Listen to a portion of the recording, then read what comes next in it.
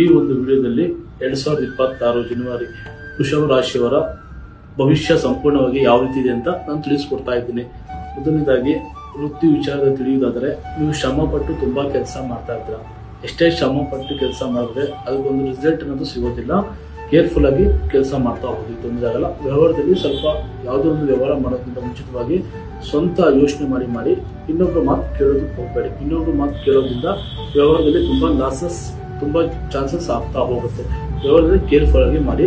ವೃತ್ತಿಯಲ್ಲಿ ಏನು ತೊಂದರೆ ಇಲ್ಲ, ಸ್ವಲ್ಪ ಶ್ರಮ ಪಟ್ಟು ಮಾಡಿ, ಎಲ್ಲ ಒಳ್ಳೆ ರೀತಿಯಲ್ಲಿ ಆಗುತ್ತೆ. ಇನ್ನೊಂದು, ಸ್ವಂತ ಬಿಸ್ನೆಸ್ ಮಾಡಬೇಕು ಅಂತ ಅನ್ಕೊಂಡಿರ್ತೀರಾ. ಅಂಥವ್ರು ಸ್ವಂತ ಬಿಸ್ನೆಸ್ ಮಾಡ್ಬೇಕಾದ್ರೆ ಈ ವರ್ಷ ಯಾವುದು ಸ್ವಂತ ಬಿಸ್ನೆಸ್ ಮಾಡಕ್ ಹೋಗ್ಬೇಡಿ. ಸ್ವಂತ ಬಿಸ್ನೆಸ್ ಮಾಡಿದ್ರೆ ಲಾಸಸ್ ಚಾನ್ಸಸ್ ಬಹಳ ಇರುತ್ತೆ. ಸ್ವಲ್ಪ ಕೇರ್ಫುಲ್ ಆಗಿ ಮಾಡಿ, ಯಾಕಂದ್ರೆ ಲಾಸಸ್ ಆಗುತ್ತೆ. ಅದರಿಂದ ನಿಮ್ಮ ರಾಶಿಯವರು ಸ್ವಲ್ಪ ಕೇರ್ಫುಲ್ ಆಗಿದೆ. ಆರ್ಥಿಕ ಪರಿಸ್ಥಿತಿ ಬಗ್ಗೆ ತಿಳಿಯುವುದಾದರೆ, ಯಾವುದೇ ಒಂದು ವಿಚಾರದಲ್ಲಿ ದುಡ್ಡು ಹಣಕಾಸು ಅನ್ನೋದು ಮತ್ತೊಬ್ಬರಿಗೆ ಕೊಡೋದಕ್ಕೆ ಹೋಗಬಾರ್ದು. ನೀವು ಕಷ್ಟಪಟ್ಟು ದುಡಿತೀರಾ, ಬಟ್ ಇನ್ನೊಬ್ರು ಕೊಟ್ರೆ ಆ ದುಡ್ಡು ಲಾಸ್ ಆಗುತ್ತೆ. ಕೊಟ್ಟಿರುವಂತಹ ದುಡ್ಡು ಹಣಕಾಸು ಮತ್ತೆ ವಾಪಸ್ ಬರಲ್ಲ.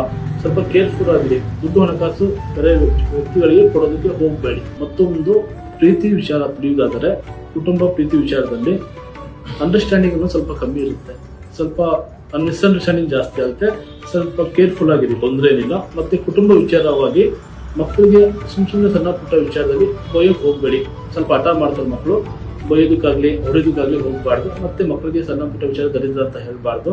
ಇದರಿಂದ ಸ್ವಲ್ಪ ಮನೆಯಲ್ಲಿ ಏನಾದರೂ ಸ್ವಲ್ಪ ನೆಗೆಟಿವ್ ಎನರ್ಜಿ ಬರ್ತಾ ಇರುತ್ತೆ. ಪರಿಹಾರ ಮಾರ್ಗ ತಿಳಿಯುವುದಾದರೆ, ಪ್ರತಿ ಬುಧವಾರ ವಿನಾಯಕ ಗುಡಿಗೆ ಹೋಗ್ಬಿಟ್ಟು ವಿನಾಯಕ ಇಷ್ಟವಾದ ಮಂತ್ರ ಓಂ ಗಂ ಗಣಪತಿ ನಮಃ, ಓಂ ಗಂ ಗಣಪತಿ ನಮಃ ಅಂತ 11 ಬಾರಿ ಪಠನೆ ಮಾಡಿ, 3 ಬಾರಿ ಪ್ರದಕ್ಷಿಣೆ ಮಾಡಿ. ಎಲ್ಲ ರೀತಿ ಸರಿ ಹೋಗುತ್ತೆ, ಯಾರು ತೊಂದರೆ ಆಗೋದಿಲ್ಲ ಆರೋಗ್ಯದಲ್ಲಿ.